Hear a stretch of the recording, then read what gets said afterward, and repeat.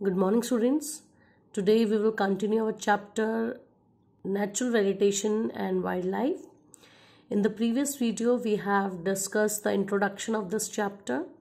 Basically, we have discussed natural definition of natural vegetation, virgin vegetation, flora and fauna. In this video, we will discuss about the factors which affects the plant kingdom and animal kingdom. So let us start the factors which affects the vegetation, natural vegetation. First, relief feature. Students, relief related to landforms. So land affects the natural vegetation directly and indirectly. Students, you have three types of landforms: mountains, plateaus and plains. Okay, and you have seen different type of vegetations in mountainous area, plateau area and plain area. अलग अलग तरह की vegetation. Okay, due to the different landform. अगर हम बात करें the fertile soil, fertile level is generally used for agriculture. ठीक है. दूसरी बात, अगर हम बात करें rough terrains की, तो वहाँ पे क्या मिलेंगे आपको ज़्यादातर grasslands and woodland which give shelter to a variety of wildlife. So directly or indirectly landforms affects the natural vegetation. Next factor है हमारा soil. Okay, so soil also affect the natural vegetation. Different type of soil provide different types of vegetation. अगर आपने पढ़ा हो in 7th class, we have studied about different types of soil. ठीक है, alluvial soil, black soil, red soil. Each soil has their own importance. Okay, तो अगर हम बात करें sandy soil of the desert support cactus and thorny bushes, क्योंकि वहाँ पे टेम्परेचर बहुत हाई होता है और रेनफॉल बहुत कम, इसीलिए वहाँ पे क्या होते हैं, थॉर्नी बुशेस. अगर दूसरी तरफ हम बात करें मार्शी लैंड्स की, ठीक है, वहाँ पे क्या होते हैं, मैनग्रोव्स. ओके, जो डेल्टा रीजन है वहाँ पे डेल्टिक वेजिटेशन. और दूसरा the hill slopes where we have conical trees which have needle shaped और cone shaped leaves. तो you have seen different type of soil affects different type of vegetation. Next है हमारा climate. Students, climate में basically आपका क्या आता है, temperature, rainfall, sunlight. Okay, temperature, photo period means sunlight and precipitation means rainfall. So let us start the first factor of climate, temperature. Yes, different type of temperature affect different type of vegetation. अलग अलग temperature में अलग अलग vegetation होती है. अगर हम बात करें on the slope of the Himalayas, अगर हिल्स की बात करें, in 6th class we have studied about different type of vegetation. अगर हम माउंटेन की बात करें तो फुट हिल से अगर हम स्टार्ट करते हैं तो ऊपर तक हाइट तक जाते जाते डिफरेंट टाइप ऑफ वेजिटेशन हमें देखने को मिलती है. Okay, basically changes start from tropical to subtropical, temperate and alpine vegetation. आपने पढ़ा होगा ना, नीचे से स्टार्ट होते हैं, उसके बाद कॉनिफेरस, उसके बाद सबसे टॉप पे जो है एल्पाइन वेजिटेशन, मॉजेस, लीचन्स, इस तरह की वेजिटेशन हमें पाई जाती है which affected by the temperature. Next हमारा जो आता है फैक्टर वो है photoperiod. Photoperiods means the duration of sunlight. Yes, the duration of sunlight at different places also affects the natural vegetation. अगर latitude कैसा है, कहाँ पे वो place है, altitude हाइट पे है या प्लेन एरिया है, duration of the day दिन लंबे हैं रात छोटी है, तो due to longer duration of sunlight trees grow faster in summer. तो ये इफेक्ट पड़ता है सनलाइट का.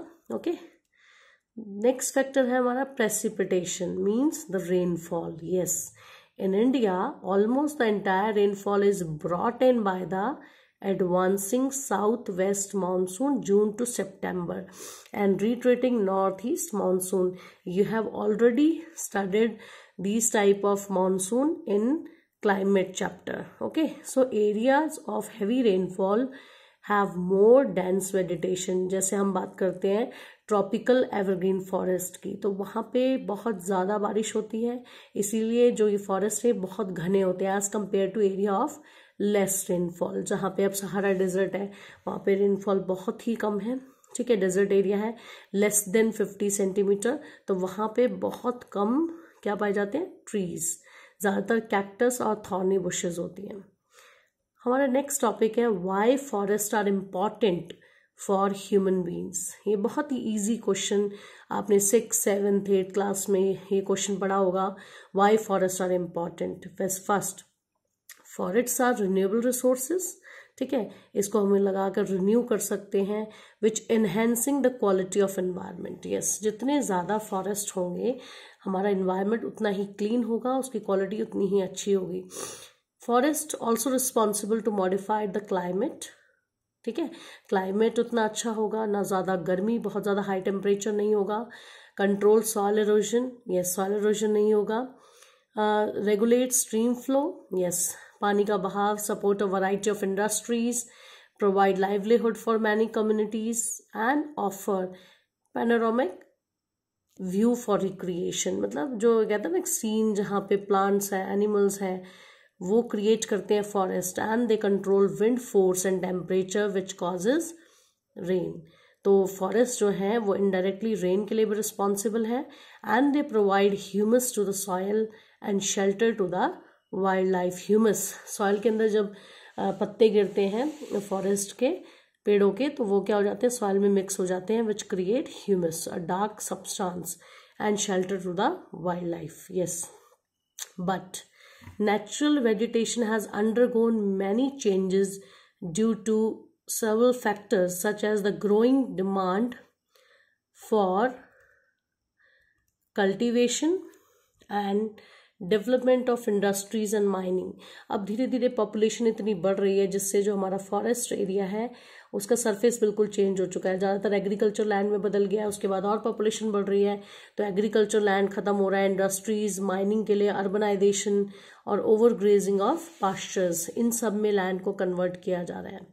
तो हमें क्या करना चाहिए अपने फॉरेस्ट को बचाने के लिए? सेलिब्रेट वन महोत्सव, जैसे एक एक्टिविटी है, celebrate Van Mahotsav in your school and locality and plant a few saplings and notice their growth. Okay, next बात आती है आपकी vegetation cover of India in large part is no more natural in the real sense.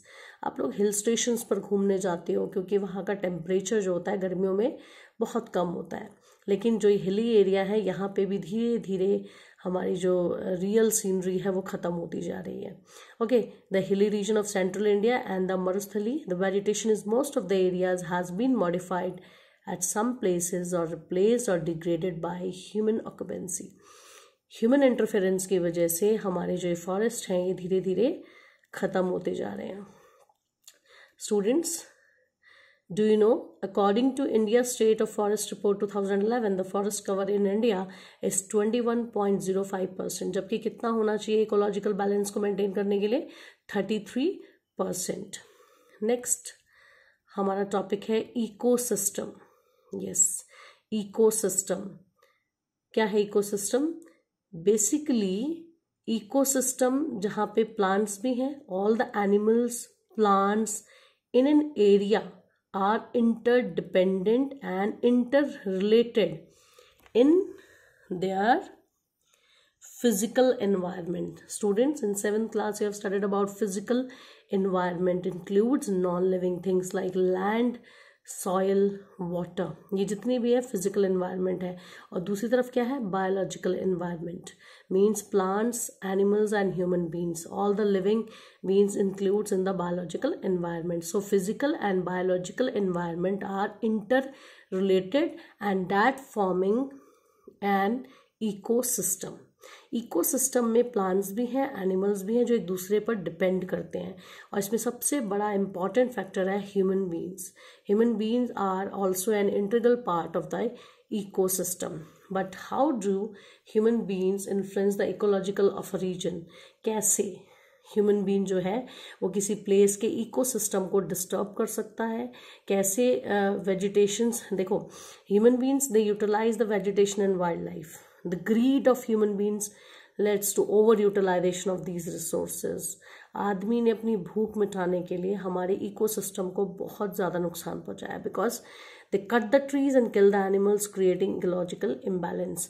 जैसे जैसे population बढ़ती गई वैसे वैसे अपनी नीड्स को पूरा करने के लिए फॉरेस्ट को काटा गया, एनिमल्स को मारा गया, because animals plants both are interdependent and interrelated to each other. Okay, तो धीरे धीरे इसका रिजल्ट क्या हुआ, some of the plants and animals have reached the verge of extinct. धीरे धीरे बहुत सारे प्लांट्स और एनिमल्स जो हैं वो लुप्त होते चले गए। Okay, do you know that a large ecosystem on land having distinct type of vegetation and animal life is called बायोमी। Okay, the biomes are identified in the base of plants. In the next video, we will discuss about the different types of vegetations which you have studied in 6th, 7th and 8th class. Students, I hope you have understood the topic. After listening to this video, you will read the topic with the help of your textbook. Thank you, students. Have a nice day.